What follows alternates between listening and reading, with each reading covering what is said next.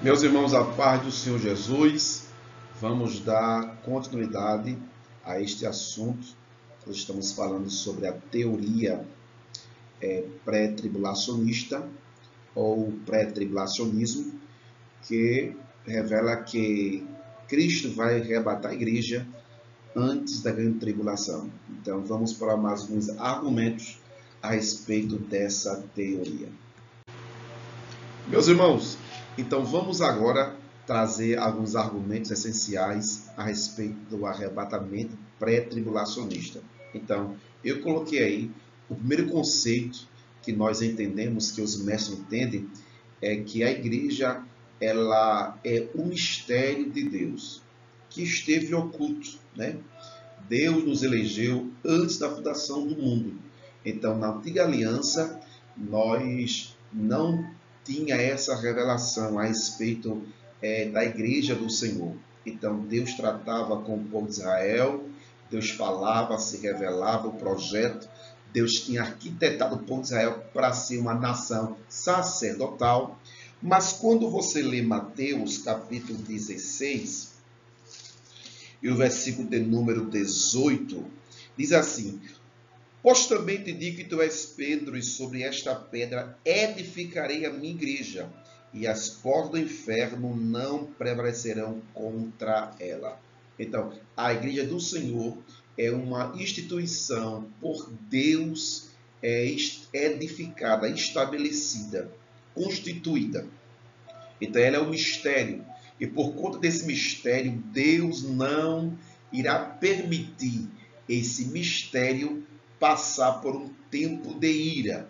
Já que eu falei na aula passada que uma das coisas que nós não dá para aceitar é saber que o corpo de Cristo, a noiva de Cristo, o santuário de Cristo irá participar de uma ira, de um julgamento, de uma punição. Então observe que Cristo arrebata a igreja antes da grande tribulação e depois começa a tratar com o povo de Israel. Paulo chegou certa vez a dizer que Deus pegou dois povos, juntou e fez um. Então isso é a igreja do Senhor. Ele pegou o povo de Israel, né?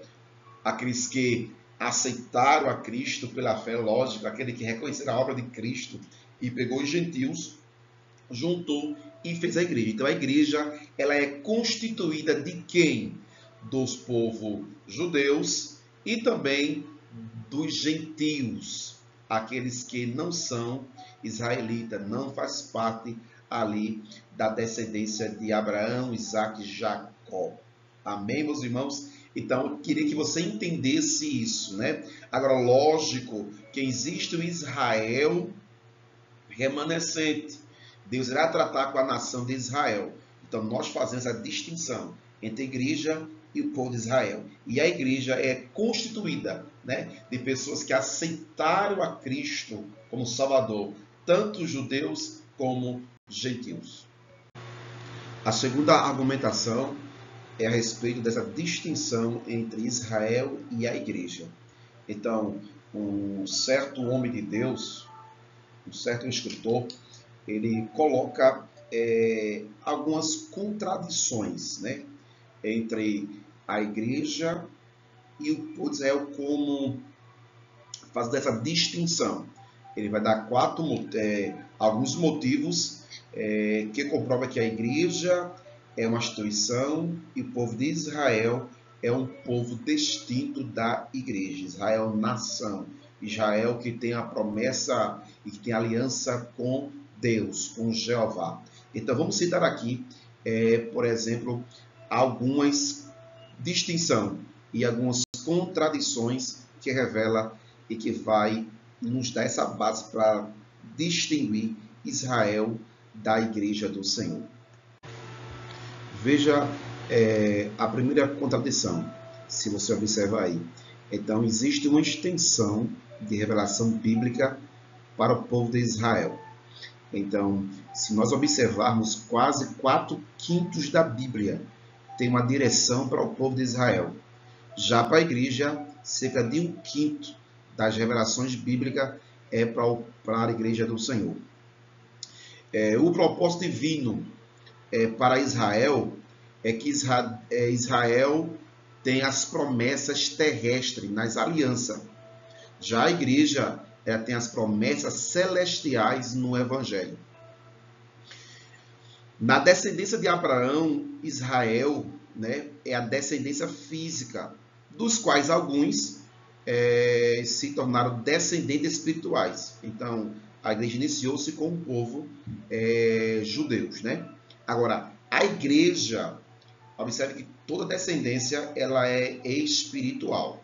Então, Deus salva judeus, Deus salva gentil, dos gentios, Deus salva africano, asiático, enfim, todo o globo terra, aqueles que professam a Cristo, hoje faz parte da igreja. O nascimento de Israel. Então, Israel é o nascimento físico que produz um relacionamento. Então, Israel, ele teve o nascimento físico, né? Há uma geração que veio de Abraão, de Isaac, de Jacó, e que fez as alianças, da onde veio reis, sacerdotes, juízes. Agora, já a igreja tem o nascimento espiritual. E é esse o relacionamento da igreja. Só se torna igreja se nascer espiritual. Como cabeça, então Israel tem Abraão. Então Abraão é o líder, é o pai do povo da nação de Israel. Já o cabeça da igreja é Cristo Jesus. Em relação à aliança, então nós vemos aí que Israel tem uma aliança, né, de Abraão e todas as alianças que veio após a Abraão. Já a igreja, indiretamente, tem um relacionamento com a aliança abraâmica pela fé, mas a igreja ela tem um pacto numa nova aliança pelo sangue de Jesus. Em relação à nacionalidade, então, Israel é uma nação, é um povo, tem um território físico, né? Já a igreja, ela vem de todas as nações. Então, em qualquer nações, ali tem alguém que nasce de novo, que aceitou a Cristo e faz parte da igreja. Pelo trato divino. Então, Israel é uma nação, é individual, mas a igreja, ela não é apenas individual. A igreja é coletiva. A igreja tem a igreja visível e a igreja invisível. Nas dispensações, então Israel é visto em todos os tempos desde Abraão, mas a igreja, ela nasceu de novo na dispensação da graça. Essa é a nossa dispensação. Então existem algumas outras contradições em relação ao ministério. Então você pode ver que Israel é sem atividade missionária. Então Israel não evangeliza, não prega o evangelho. Já a igreja prega o evangelho.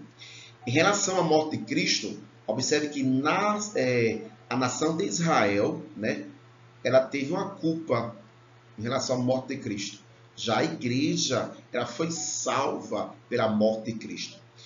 Em relação a Deus Pai com Israel, então Deus era pai da nação de Israel. Já a igreja tem um relacionamento individualmente com Deus como nosso Pai. Então nós podemos dizer Abba Pai, glória a Deus. Cristo em relação a Israel. Cristo, ele foi o Messias prometido, Emanuel, o Rei. Já para a igreja, ele é Senhor, ele é nuvem, ele é cabeça da igreja. Em relação ao Espírito Santo, a nação de Israel teve o privilégio de o Espírito Santo levantar profetas, mestre, e veio sobre esses homens, né, esporadicamente, temporariamente. Vinha, fazia a obra e voltava. Agora, em relação à igreja, o Espírito Santo habita dentro da igreja. Então eu vou deixar aí outras contradições para vocês observar aí, vocês dá print na tela, salva, né? Porque existem outros contradição em relação à igreja e também ao povo de Israel, tá certo? Meus irmãos, a terceira argumentação é a doutrina da iminência. Então essa está bem clara, tá aí alguns versículos aí. Eu queria ler somente 1 Coríntios, capítulo 15, versículo 51. e o 2 que diz: Eis aqui vos digo um mistério, na verdade, nem todos dormiremos, mas todos seremos transformados no momento, no abrir e fechar de olhos, ante a última trombeta, porque a trombeta soará e os mortos ressuscitarão incorruptíveis, e nós seremos transformados. Então, Cristo vai levar a sua igreja no de repente, é uma surpresa. É por isso que muitas vezes ele manda vigiar, estar de atalaia, porque Cristo pode voltar a qualquer momento. A qualquer momento. Ele vem como um ladrão de noite, tomar aquilo que lhe pertence, aquilo que é seu. Então, Cristo Jesus, ele trouxe essa doutrina da iminência. Então, a volta de Cristo está para acontecer. A quarta argumentação que nós temos agora é uma obra detentora, ou seja, a obra de um detentor. Então, se você ler aí em 2 Tessalonicenses 2:7, leia aí comigo, por favor. Porque já o mistério da injustiça opera. Isso aqui fala da atuação do espírito do anticristo. Né? Não fisicamente do anticristo, mas do espírito do anticristo.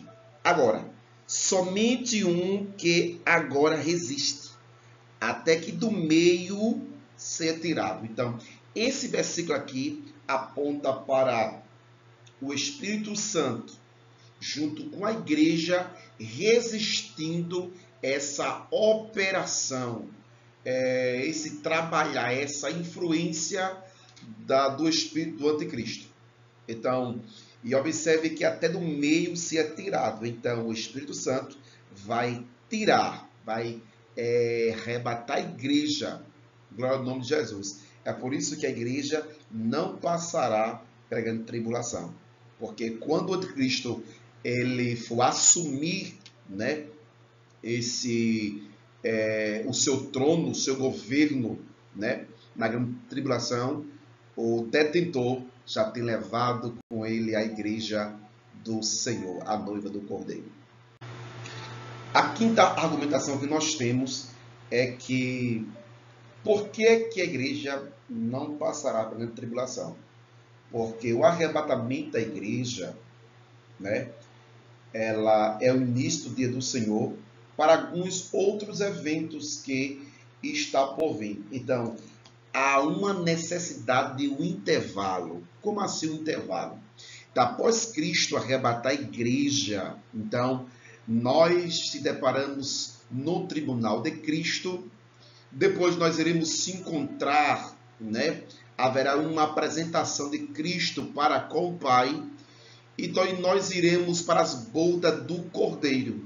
Então observe que há uma necessidade de um intervalo para cumprir esse evento escatológico. Tribunal de Cristo, a igreja vai ser apresentada ao Pai e as bodas do Cordeiro. Glória ao nome de Jesus. Então está aí essa argumentação. Há uma necessidade de um intervalo. Então, esse intervalo aí é justamente a igreja sendo arrancada antes da grande tribulação. Então, meus irmãos, tem a sexta argumentação, que é para nós saber distinguir o que é arrebatamento, o que é a segunda vinda de Cristo em glória. Então, tem aí algumas distinções, eu não vou ler todas, vou deixar aí na tela para vocês lerem depois aí com muita calma. Mas essa distinção, muitos pregadores já ensinaram, né, tem pregações, né, a respeito dessa distinção, né? No arrebatamento, Cristo vem para a sua igreja, na sua vinda em glória, ele vem para Israel.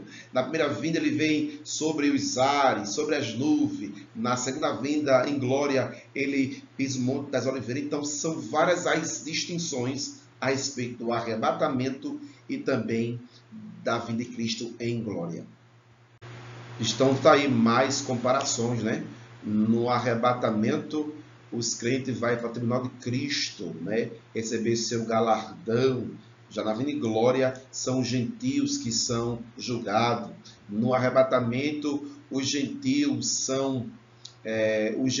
não são afetados, enquanto na segunda vinda eles serão julgados. Então, são comparações que traz uma distinção entre o arrebatamento e a vinda de Cristo em glória. Então, temos aí mais referências bíblicas a respeito da distinção do arrebatamento e também da vinda de Cristo em glória. Meus irmãos, a sétima argumentação, que Cristo vai arrebatar a igreja antes da grande tribulação, é aquela revelação que João teve dos 24 anciões ao redor do trono. Então, se você observar o livro de Apocalipse, então você vê que no capítulo 1, 2, 3, João traz recomendações a respeito da igreja, né, aqui na terra. Certificação escrita para exortar, edificar e consolar as igrejas da Ásia. Mas quando chega no capítulo 4 e 5, nós vemos a igreja já entronizada, sendo representada por 24 anciões assentados em tronos. Mas por que nós sabemos que é a igreja? Porque, primeiro, estão assentados em tronos, e, segundo, eles estão vestidos de brancos. Eles estão vestidos de branco e ele tem coroa na sua cabeça. Então, anjos não têm coroa na cabeça. E anjo também não assenta em trono. Então, se você observar do capítulo agora 6 de Apocalipse até a parte do 19, não aparece a igreja. Então, a igreja tem sido arrebatada em Apocalipse do capítulo 4 e já está entronizada. Então, essa é uma argumentação que nós tomamos por base, que Cristo arrebata a igreja antes da grande tribulação. A oitava argumentação é a respeito do anúncio de paz e segurança. Então, no período que alguns rumores começaram a surgir a respeito do anticristo tomar posse do seu trono, né? Se você observar, Paulo, quando escreveu a Tessalonicenses, disse assim, capítulo 5 e 3. Pois que quando disserem a paz e segurança, então lhe sobreverá repetida instrução, como as dores de parto, aquela que está grávida, de modo nenhum escaparão. Mas vós, irmão, já não estáis em treva, para que aquele dia não vos surpreenda como um ladrão. Então, observe que o arrebatamento da igreja do Senhor vai ser antes dessa destruição. Então, quando ouvir o anúncio de paz e segurança, quando as elites globais, né, começarem os rumores de dar coroa ao anticristo, líder mundial, fique certo, antes que o anticristo tome posse, assente na cadeira, Cristo leva a igreja para o céu. Então, a igreja, ela vai ser arrebatada antes da grande tribulação. Meus irmãos, a nona e última da aula de hoje, a argumentação que Cristo vai arrebatar a igreja antes da grande tribulação, é que a igreja tem uma relação da igreja com o governo. Como assim com o governo? Então, nós devemos orar pelo governo atual, para nós termos uma vida quieta, sossegada, né? E que haja paz, tranquilidade. Mas se você observar, então há uma sujeição da parte da igreja com os poderes presentes hoje, na dispensação. Então, na grande tribulação, há realmente uma diferença. Então, o governo mundial, o anticristo, o falso profeta, o sistema será corrompido. Então, em hipótese nenhuma, a igreja pode estar, né? Pode estar sendo sujeita a um poder satânico, sujeita a uma lei infernal, a uma lei demoníaca. Então, por isso que a igreja vai ser arrebatada antes da grande tribulação. Amém. Então, mais uma aula aí a respeito da teoria pré-tribulacionista. Então, você pode observar que nós aprendemos que nós vamos ser arrebatados antes, porque nós somos o mistério de Deus oculto. Deus vai tirar o seu corpo, tirar a sua noiva daqui da terra. Há uma distinção entre o povo de Israel e a igreja. Então, quem passa é Israel na grande tribulação. A igreja ela está junta com o Espírito Santo, detendo, né, resistindo à operação do espírito do anticristo. Por isso que vai ser tirado do meio, né? Quem tira é o Espírito Santo. E a igreja, ela tem aí um relacionamento de obediência, né, de sujeição às leis atuais, e pode ter uma lei infernal, uma ação, um governo demoníaco, vai poder ter a igreja como sujeito. Por isso que vai tirar a igreja antes que isso aconteça. Vamos agradecer a Deus por tudo neste dia de hoje. Pai de amor, obrigado, Jesus Cristo, por este dia, Senhor, por mais uma aula. Abençoe os teus servos, teus filhos, da graça, força, ânimo. Pai de amor, é isso que eu te peço e já te agradeço em nome de Jesus. Amém. Deus te abençoe, uma boa aula, no nome de Jesus.